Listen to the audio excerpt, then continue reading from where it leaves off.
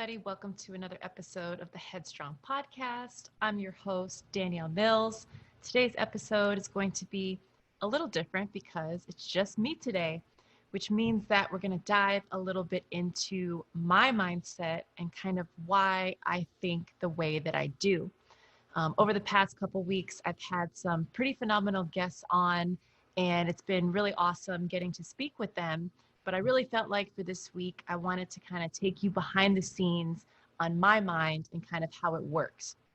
So if I had to break it down, my mindset could really be broken down into three key people that have really impacted my life. The first person is my dad, Barion Mills. So from as young as I can remember, my dad has been putting me through different mindset tests and trainings, anything from him letting me know that I was not going to be able to complain or make excuses or say anything negative, to him letting me know that the power of focusing on what you are in control of can truly impact your life. And that's probably the biggest lesson that I could take away from my dad and what he's kind of taught me was, if you focus any of your energy or any of your effort on things that are not in your control. So for example, let's say that you're playing a tennis match. It's really, really, really cold and windy. So one player could be saying, I'm so cold. Oh, it's so windy. All the balls I'm hitting, they're going all over the place. I can't feel my racket. His whole thing was, yeah.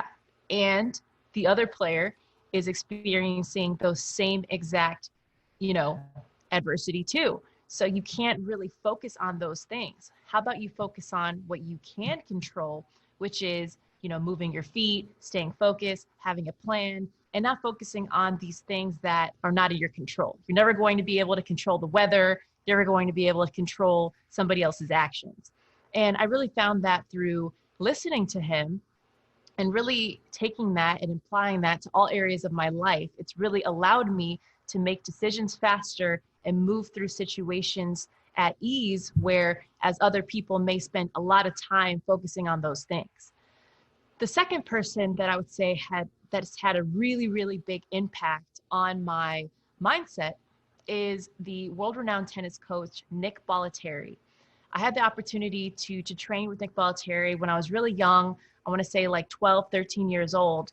And for being such a young kid at that time, to have a coach that was so good at motivating you and inspiring you and giving you that belief that they truly believe in you was huge. Because when you're at a young age, that's a very vulnerable time in your life. And so many people have, parents or teachers or people around them that are not giving them positive language at that age. And it really can impact them as they become an adult, because they feel like they're not valued. They feel like they don't have anybody that believes in them, or they feel that sense of negativity. Whereas for me, when I had Nick as a coach, every single day he was telling me affirmations. Every single day he was telling me, Danielle, you're going to be great. You can achieve anything. You can do anything you put your mind to. You're great. You're phenomenal. And as a young kid, getting that language, you begin to believe that. And that's truly impacted my own self-belief and my own confidence throughout my life, just from having a coach like that. Very, very different mentality and direction compared to how my dad kind of coached, which was kind of like build you up to tear you down, but to build you back up. But Nick was all about that consistent, positive affirmation all the time, and which was really powerful. And because he was so well respected and so famous in the field, you felt a sense like, oh, I can do anything because Nick is telling me that I can do it. And to be a coach, that is a really powerful skill set to have. The last person that has really impacted my mindset is Trevor Moawad. And basically who he is he's considered like the top mental conditioning coach for sports athletes in the world. And I was so privileged to get the opportunity to work with him at the IMG academies for 10 plus years, because every single day we were doing mental conditioning, not always led by him, but the teachings that he taught through the other coaches. Every single day we were focusing on mental conditioning for 2 to 3 hours a day. And I can go back as far as I can remember as being like a 10 or 11-year-old having a practice where literally the whole training was us watching a video of us playing and analyzing our body language, analyzing how a specific point changed the entire match by way of the way we were able to show some body language that gave the opponent the opportunity to take advantage and win. So there were so many different aspects of that class. But one thing that I can really, really talk about when it comes to Trevor Moawad that really separates him from most of the coaches that are into mental conditioning is he really focuses on neutral thinking and the power of thinking neutrally.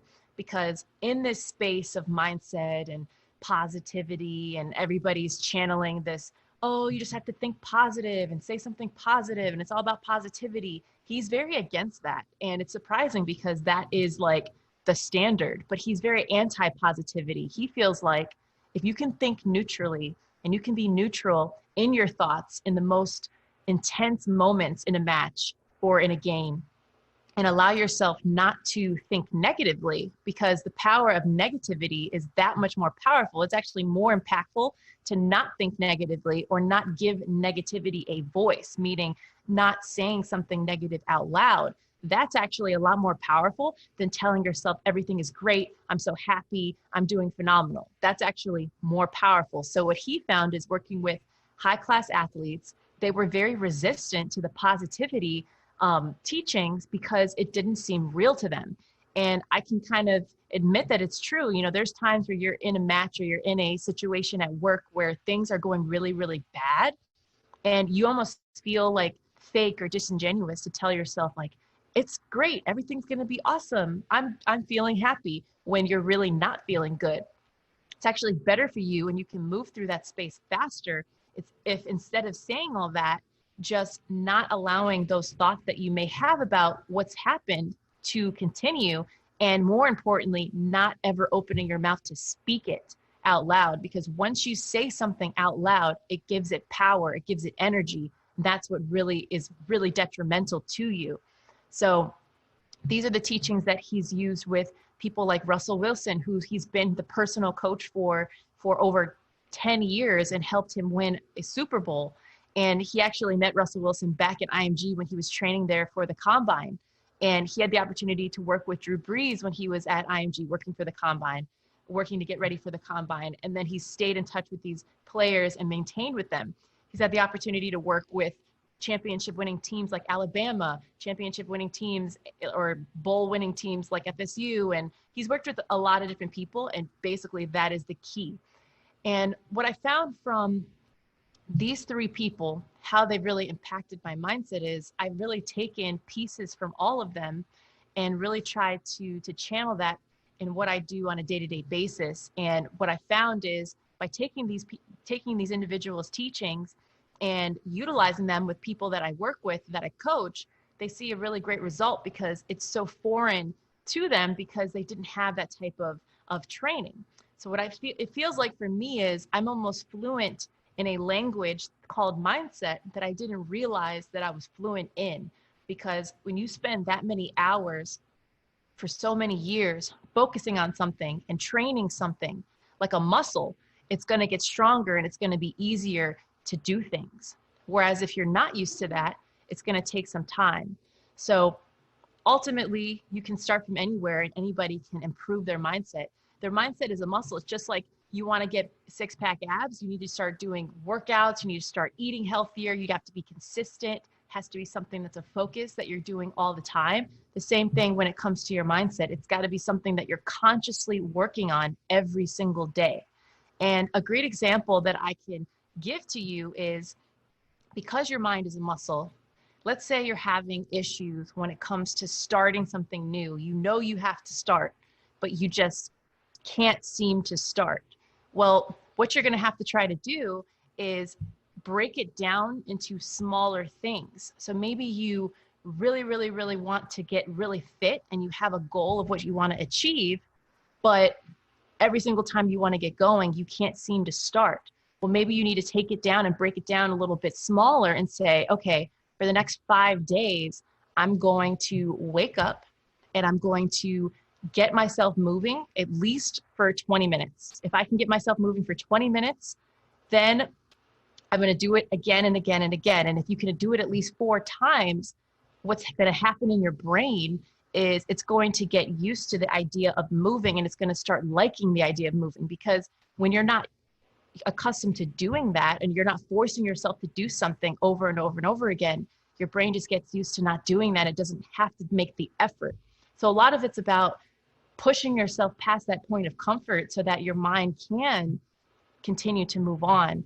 And that's what's really hard for a lot of people, but it really comes down to breaking it down, making it small, and then building off of that, because your brain wants it. And the more you do it, the more it becomes a habit. So that's something that I found has been really, really impactful in my life. The second thing I want to talk to you guys about today is how to maximize the dead time that you may have in your daily life. So something that I was told yesterday when I was on LinkedIn, I was looking and I actually saw this awesome post that my friend Jennifer Magley, who happened to have been a guest on this podcast before, she posted is, the start of a new month, you want to write down 3 goals, initiatives, projects, things that you want to do that month, and make sure that you put it in a place that's visible so you can see it. And when I saw this, I said, wow, that's great, because, I'm writing down my goals, I have them, but I'm not necessarily doing monthly ones that I'm looking at. So I thought that was a really good advice that she gave. And I highly recommend doing that, because we just started this month of October. It's the beginning of fall. We only have a couple months left in the year. There's so much time. Well, let me take a step back. There's not that much time left in this year, but there's so much time that we can do things that can actually get us to be in a better spot than we were if we take the time to focus on them, break them out, and really hold ourselves accountable. So I really like that she said that. But going back to how do we maximize that dead time, think about throughout your day, how often are you in a space where you're by yourself and you're doing something, but you do have the opportunity to do something else, meaning maybe you are driving to work, to and from work, unless you work around the corner from where you live, you have some significant amount of time you're spending in a vehicle if you break it out for the course of the week. Could you be spending that time listening to a really impactful podcast? Or could you be using that time to listen to a really good audiobook that's going to give you some key tips and tricks that you can use in your own life, in your own business, with your kids, with your spouse, things like that. Another time that you can maximize, maybe it's when you are cooking. When you're preparing a meal, typically takes anywhere from 30 to 35 minutes, depending on the meal. That's a lot of time that you can spend doing the cooking, but you can also be absorbing a podcast or a book or something that's going to give you something out of that. And then lastly, maybe you're cleaning around your house, or just think of things throughout your day that you spend doing that you probably could maximize and do something else. So I challenge you for this month to try to take advantage of those dead moments and definitely get something positive in there. And then I wanted to share with you a couple of the books and the podcasts that I've been listening to that have really been helping me and impacting me. Because being the host of a podcast, it's great because you always have these awesome guests that come on and you get so much out of them and there's so much value that's being given. But it's also really cool to absorb and learn and always be learning, because there's always an opportunity to learn something new and to get something out of that. So a couple of the books that I've been listening to that I've really been getting a lot out of. The first one is Never Split the Difference by Chris Voss. It's a book about this. Chris is a former FBI hostage negotiator, and he talks about how you can negotiate in all facets of your life. And really, a lot of times negotiation is all about listening and your tone when you're talking to people and when you want them to hear you and they want you to focus and when you want them to focus on something. And a lot of the teachings that he talks about in his book were really, really beneficial. I'm almost done with it. And that one's been great. And the second book that I just recently started is actually Trevor Moawad's book called It Takes What It Takes. And it's awesome because the whole book really focuses around the principle, like I mentioned, of thinking neutrally and how neutral thinking can truly reach and unlock the potential in your life. He has a foreword by Russell Wilson, And it's just a really great book to pick up. So those two are the ones that I'm working on now. As far as podcasts, I've been recently really enjoying a couple podcasts that are more on the self-development business side of things. And that is, the first one is Marie Forleo's podcast. I've really been enjoying because not only does she have awesome guests that come on, but I really like how she's always able to input her own 2 cents whatever topic they're speaking on, because she does a really great job as a podcast host of, if she has somebody on that's wrote a book, she's read the book. If she has somebody on that's done something, she's always done her research. So she's really able to ask really key questions based off of what she's already learned from the material that they're teaching. So it just makes that conversation that much better. The second podcast that I've been listening to a lot that I've really been enjoying is Heather Monahan's podcast, which I love because she really mixes the two, from being an entrepreneur and a business owner to being a very successful corporate officer level, executive. And what I love about that is, whether you are a business owner or entrepreneur, or if you still are working in the business world, you have the opportunity to learn from somebody who's been extremely successful at both, and her way of delivering different tips and suggestions are really, really awesome. So that one's awesome. And then the last one that I'll say from like a self-development standpoint that I've really been enjoying is the Tim Ferriss podcast. I know I'm a little bit late on that one, but I really like the fact that he is always interviewing really interesting guests, and he has them on for an hour, 2 hours. So his interviews are a lot longer than ones I'm typically accustomed to, but because the conversation is so good and he asks really, really good questions, it actually, you don't notice that it's so long, and you actually are really looking forward to it. And you're kind of a little disappointed when it ends because that discussion is so good. But in addition to those long interview type style episodes that he does, he also does these really short, smaller sessions that are like 10 to 15 minutes that have a lot of value in them. And they're things that you can really pick up and maximize with. And then the last one I'll talk about is the Michelle Obama podcast, which I've really been enjoying because, one, I read her book Becoming. I thought it was really well done, and I really enjoyed it. And this podcast I've really been enjoying because you're getting to see that behind the scenes of how she does things, thinks, operates. And it's more than just like her life. It's also bringing in community. It's bringing in language. It's bringing in not really politics, but more so how communities interact and how she's interacted and people that have impacted her life, her own personal friends and family, and resources that she's used. So it's been really, really good. So with that, I'll leave you guys with this because yes, we have started a new month. Yes, it's October. Yes, there's only a couple months left in 2020, which has already been such a whirlwind year, but it's a great opportunity for all of us to be present, to stay grounded, and to take advantage of the moment that we're having right now and the things that we're focusing on. So if you've started this month, you don't have any goals written down, and you're not listening to anything that can help better you and with your own self-development, take into consideration those suggestions that I just listed. I'm going to put them in the show notes so that you can really maximize this month.